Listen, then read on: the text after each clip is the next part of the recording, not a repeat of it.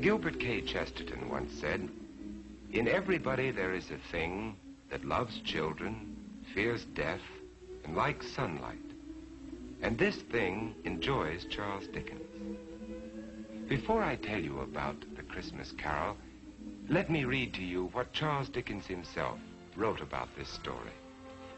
I have endeavored in this ghostly little story to raise the ghost of an idea which shall not put my readers out of humor with themselves, with each other, with the season, or with me. May it haunt their houses pleasantly. Charles Dickens. To begin with, Jacob Marley was dead. There is no doubt about that. You will therefore permit me to repeat emphatically that Marley was as dead as a doornail. Did Scrooge know that he was dead? Of course he did. Ebenezer Scrooge and he had been partners for I don't know how many years. Scrooge never painted out Marley's name, and so there it stood 7 years afterwards above the warehouse door. Ebenezer Scrooge. Oh, but he was a tight-fisted old sinner, hard and sharp as flint.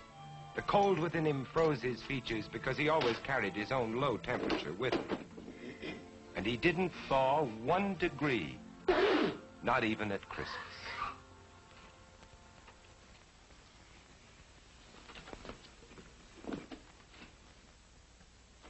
Merry Christmas. Merry Christmas, Uncle. God save you. Christmas. Humbug. Christmas, a humbug? Uncle, you don't mean that, I'm sure. What reason have you to be merry? You're poor enough. What right have you to be dismal? You're rich enough. Humbug. What's Christmas to you but a time for finding yourself a year older but not an hour richer? Every idiot that goes about with Merry Christmas on his lips should be boiled in his own pudding. Now, Uncle, I know you... Now, you keep Christmas in your own way, Fred, and I keep it in mine. Be off now. This is a place of business. Don't be angry. Come dine with us tomorrow. No. Caroline will be happy to see you. Why did you ever get married? Because I fell in love. Love? That's the only thing in the world more ridiculous than a Merry Christmas. Good afternoon, nephew. Uncle, I'm sorry with all my heart to find you like this. Merry Christmas, Bob. Merry Christmas, sir. Let me hear another sound from you, and you'll keep your Christmas by losing your situation.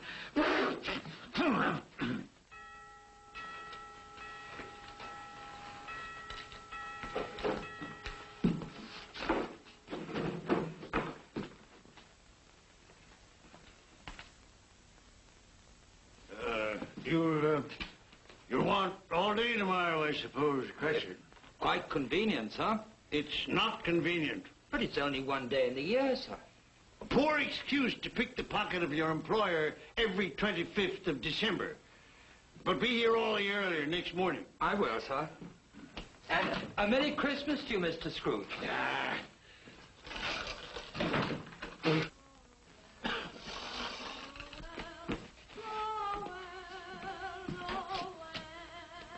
Christmas.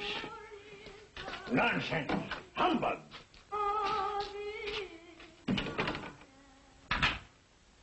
And while most of London was jovial and full of glee in honor of this Christmas Eve, Scrooge had taken his melancholy dinner at his usual melancholy tavern, and having read all the newspapers, he went home to bed. Scrooge lived in the chambers which had once belonged to Marley, his ex-partner, and as I have remarked before, Marley is dead these last 7 years. Dead as a doornail.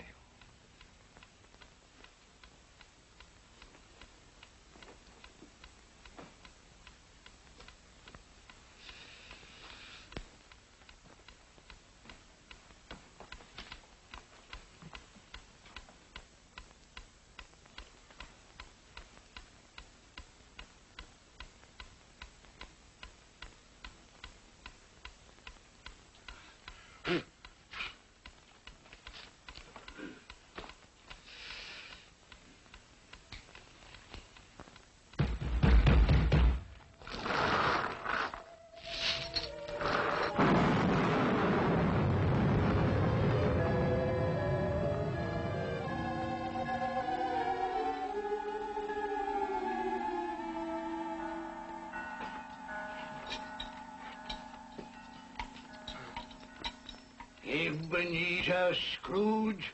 How now? What do you want of me? Much. Who are you? Life I was your partner, Jacob Marley. You don't believe in me? I don't. What evidence would you have of my reality beyond that of your own senses? I don't know. Then why doubt your senses? Because a slight disorder in my stomach could make my senses cheat me. You might be an undigested bit of beef, a blot of mustard, a fragment of underdone potato. Humbug, I tell you, humbug! Mercy on me, dreadful apparition. Now, do you believe in me or not? I do. But why do you come to plague me? And why do you wear that ponderous chain? I made it, link by link in my life, as you are doing for yourself on earth. It is now a part of my penance, and I am here tonight to warn you of a fate such as mine. But, Ebenezer, if you change your ways, you have a chance of escaping my doom. You were always a good friend to me, Jacob. Thank you. Thank you. You will be haunted by 3 spirits. Without their visits, you cannot hope to shun the path I tread. Expect the first tomorrow, when the bell tolls 1. Expect the next on the following night at the same hour, and the third on the next night, when the last stroke of 12 has ceased to vibrate. Couldn't I take them all at once, Jacob, and have it over with? Look to see me no more, and look that for your own sake you remember what has passed between us.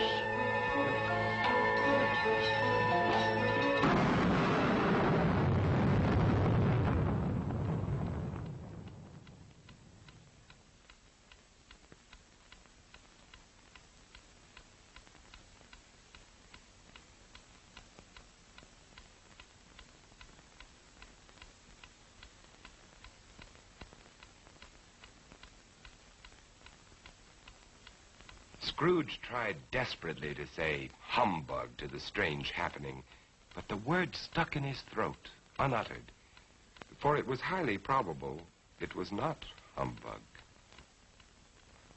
Being very much in need of repose from the experience he had undergone, or shall I say, fatigues of the day, he went straight to bed without undressing and fell asleep in an instant. A few hours later,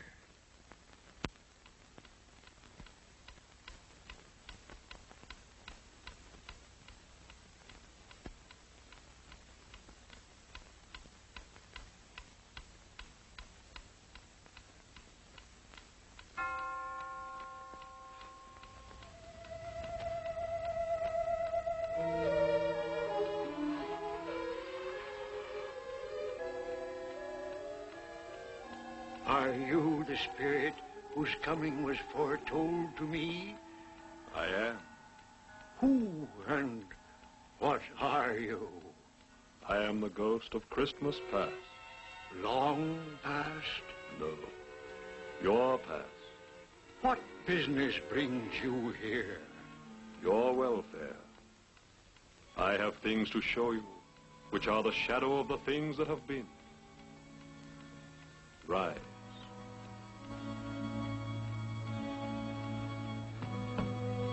And walk with me.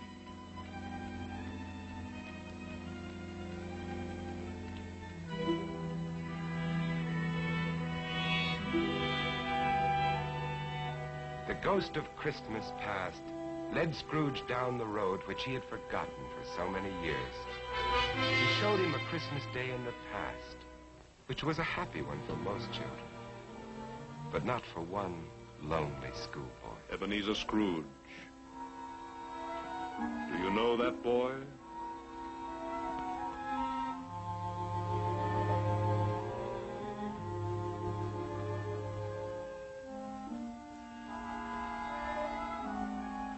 Yes, yes, I do. It is I, as a boy. Oh, I remember that Christmas well. I felt so lonely. My playmates, they didn't like me. It was because you had shunned them.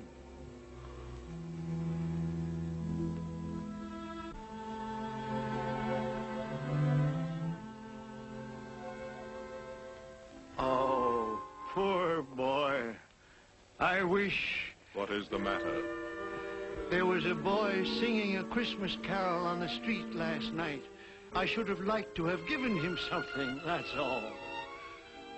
Shall I show you another Christmas, 40 years ago, when a fair young girl released you from your marriage contract? No, no. Because she discovered you had ceased to love her. Your greed, avarice, and desire for wealth had killed the love she had for you. No, no, Spirit. Show me no more. Leave me. Haunt me no longer. Awakening in the middle of a prodigiously tough snore and sitting up in bed to get his thoughts together, Scrooge had no occasion to be told that the bell was again upon the stroke of one.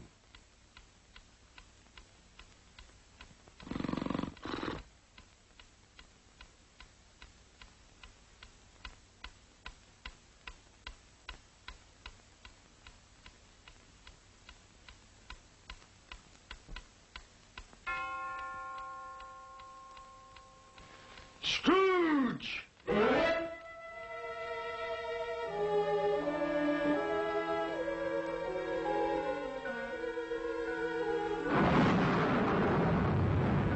I am the ghost of Christmas present. Look upon me. Yes, Spirit. Conduct me where you will. I went forth last night on compulsion, and I learned a lesson which is working now.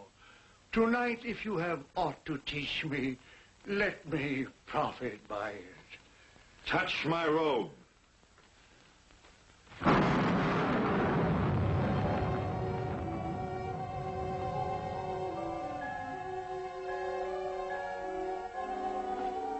Look.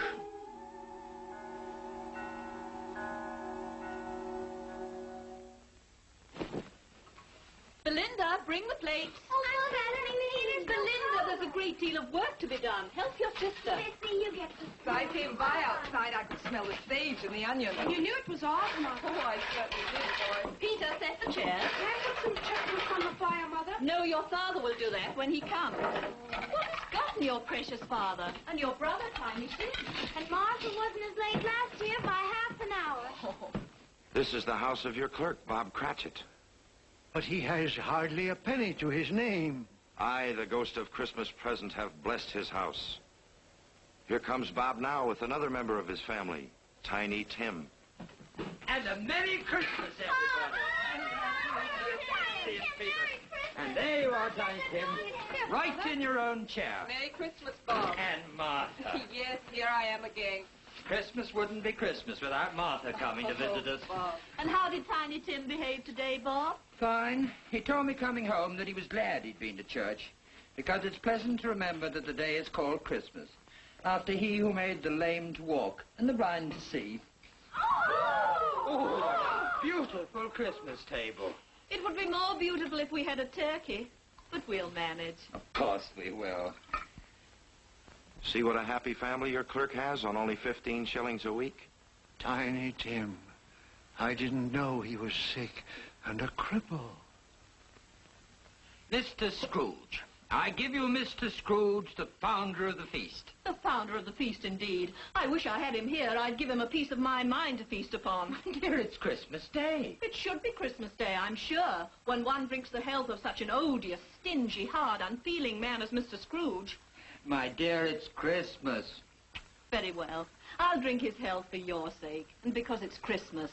Long life to him. A Merry Christmas and a Happy New Year. A Merry Christmas and a Happy New Year. God bless us, everyone.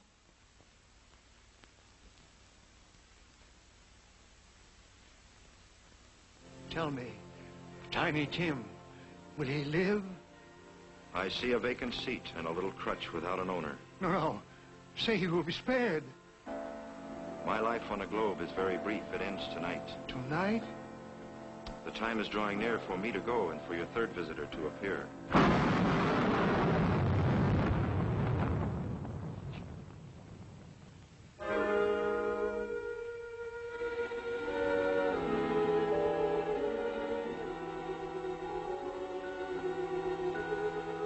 I am in the presence of the ghost of Christmas yet to come. Ghost of the future, I fear you more than any specter I have seen. But lead on, I want to know.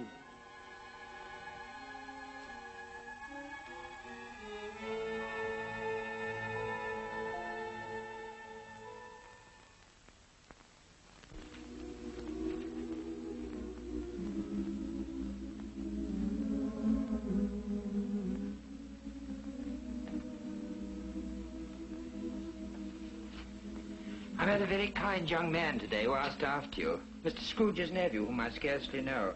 I told him about Tiny Tim, and he said, I'm heartily sorry for you and your good wife. By the by, how he ever knew that, I don't know. You what, dear? That you were a good wife. Oh, everyone knows that. And he said, if I can be of any service to you at any time, pray come to me. He's rather unlike his old Uncle Scrooge, isn't he? If you must torment me, be quick. Take me to what else you have to show.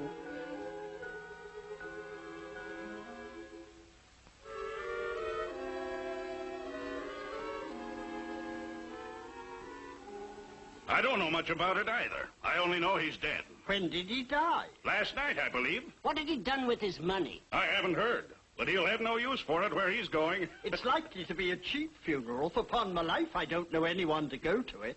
Suppose we make up a party and volunteer. When I come to think of it, I'm not at all sure that I wasn't his most particular friend. For we used to stop and speak whenever we met.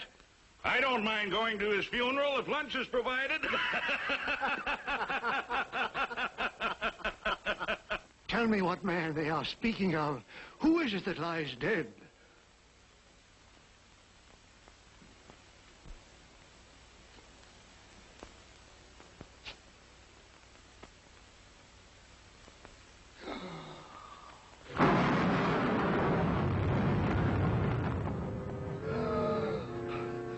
No, hear me. I am not the man I was. Assure me I yet may change the shadows you have shown me. I will honor Christmas in my heart and try to keep it all the year. Tell me I may sponge away the writing on this stone.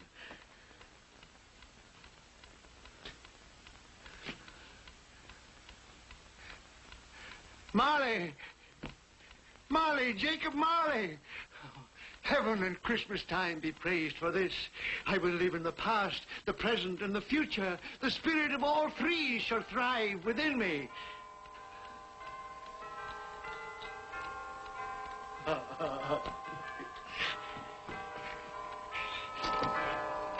Boy, oh boy!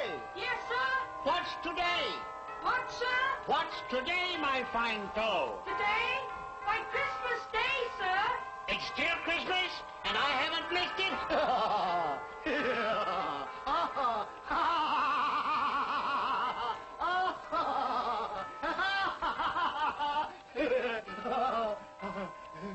for a man who had been out of practice for years, Scrooge gave a most illustrious laugh, the father of a long line of brilliant laughs.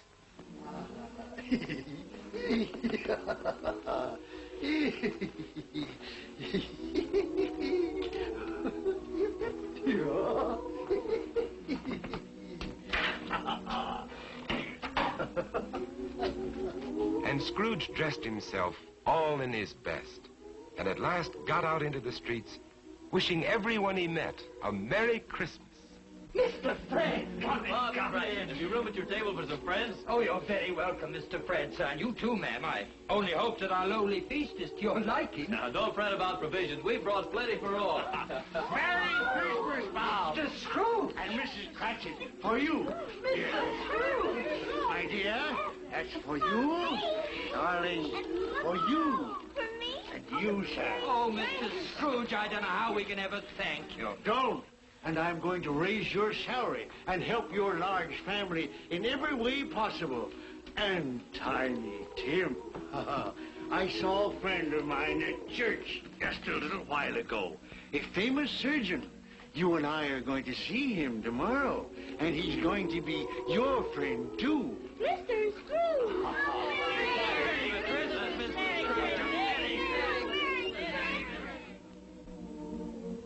Scrooge, when his word, he did it all and infinitely more. And to Tiny Tim, who did not die, he was a second father. Scrooge had no further dealings with ghosts, but it was always said that he knew how to keep Christmas well, if any man alive possessed the knowledge. May it truly be said of us, and all of us. And so, as Tiny Tim observed, God bless us, everyone.